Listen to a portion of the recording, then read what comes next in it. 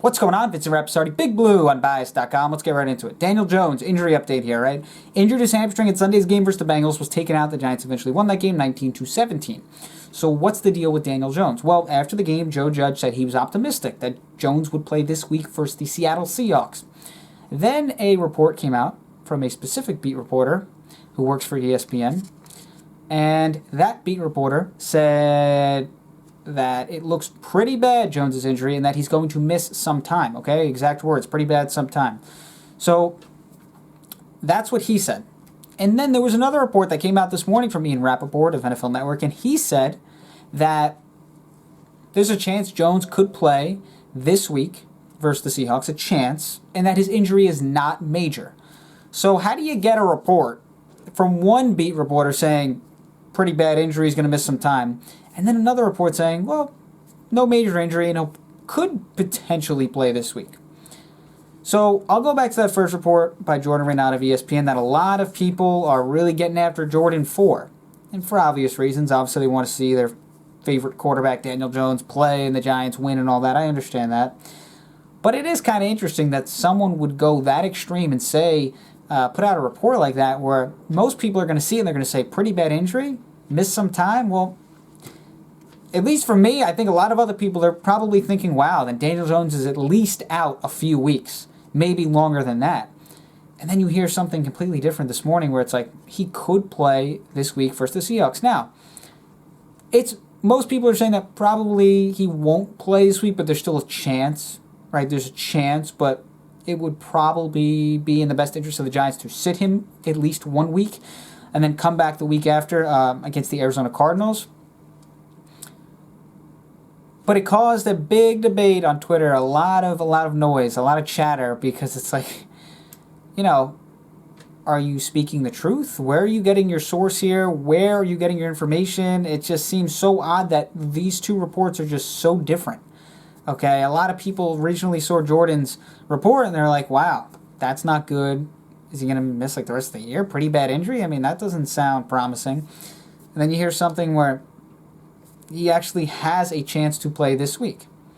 So, I don't know. Weird situation, weird reporting. It's been a tough week for Jordan Raanan. The last week or so been weird. And he has not looked good. I can tell you that. Now, again, we don't know exactly what will happen. And maybe, for whatever reason, Daniel Jones does have a pretty bad injury. But a lot of people are really not saying that. A lot of people, from what we've seen on Twitter, they're saying, okay, maybe he misses this week's game. But I don't think anyone would characterize maybe missing one game as a pretty bad injury.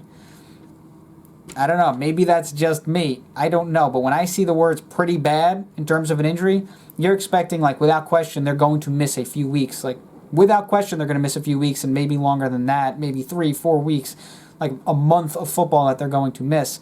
Not potentially they miss Sunday's game. Just weird. Weird wording, weird reporting, weird sourcing. I don't know.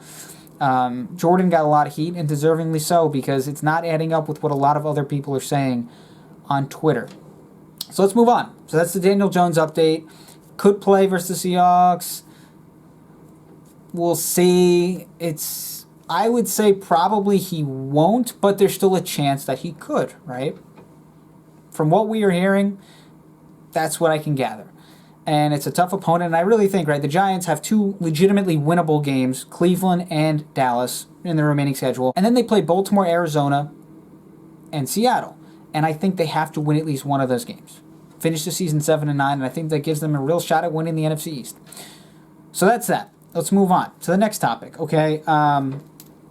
Wayne Gallman, we'll talk about this very quickly and we'll end the video. Wayne Gallman, third among running backs in rush yards over expectation percentage. That means he's basically getting yards that he shouldn't be getting. Right? Rush yards over expectation is essentially the amount of yardage that you're getting, that you either should be getting, and if you're getting it or if you're not getting the yards that you should be getting. I know I'm kind of making this a little bit more confusing than it should be, but essentially there's an expected amount of rush yards you're supposed to get on a specific play, and either you get under that amount of yardage or over that amount of yardage. Obviously, the better running backs are able to get over the expected amount of yardage, and he is doing that. He runs tough, okay? And it's not just you watch the game and you see him running tough, and he's running people over, and it looks like he's getting extra yards.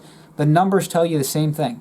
And I think that fits Jason Garrett's like north-south kind of offense. That's essentially If you look at the numbers, that's kind of how Ezekiel Elliott was running the football with Dallas when Jason Garrett was with Dallas.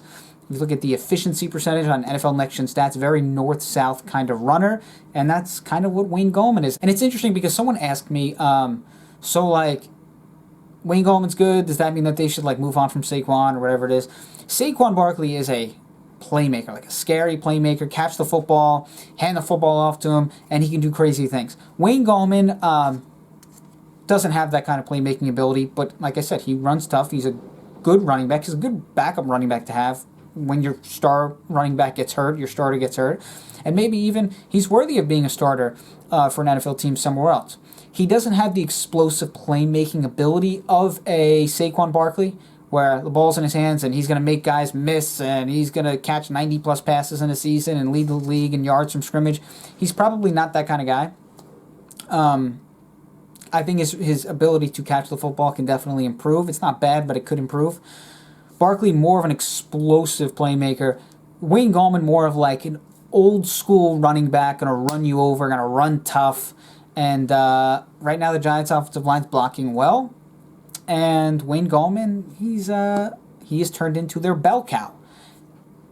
He's a really good backup running back to have on the roster, and he's showing it. He's doing a really nice job for the Giants. So that's what I got to say about Wayne Gallman, Daniel Jones, and that update. There will definitely be more information to come on the Daniel Jones situation, and I will definitely update you.